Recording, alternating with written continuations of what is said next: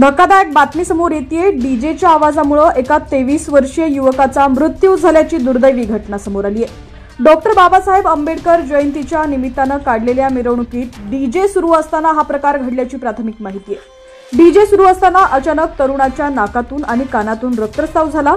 त्यानंतर त्याला तातडीनं खासगी रुग्णालयात दाखल करण्यात आलं, मात्र त्याची प्राणज्योत मालवली आहे।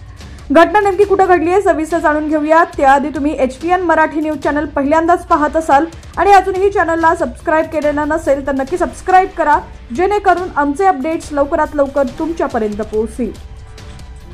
ही धक्कादायक घटना नाशिकमध्ये घडलेली असून पंचवटी पोलीस ठाण्यात आकस्मिक मृत्यूची नोंद करण्यात आली आहे। आज डॉक्टर बाबासाहेब आंबेडकर यांची जयंती। आंबेडकर जयंतीनिमित्त अनेक ठिकाणी भव्य मिरवणूक काढण्यात येते, मात्र नाशिकमध्ये एक दुर्दैवी घटना घडली। डॉक्टर बाबासाहेब आंबेडकर यांच्या जयंतीनिमित्त काढण्यात आलेल्या मिरवणुकीत डीजेच्या कर्कश आवाजामुळे एका तरुणाचा मृत्यू झालाय। नितीन रणशिंगे वय 23 वर्ष असं मृत तरुणाचं नाव आहे। नाशिक शहरातील पेठ रोडवरील फुले नगर येथील तो रहिवासी होता। नाशिकमध्ये डॉक्टर बाबासाहेब आंबेडकर यांच्या जयंतीनिमित्त भव्य मिरवणूक काढण्यात आली होती। या मिरवणुकीत तरुण देखील सहभागी झाला होता, मात्र डीजेच्या आवाजामुळे तो जागीच कोसळला।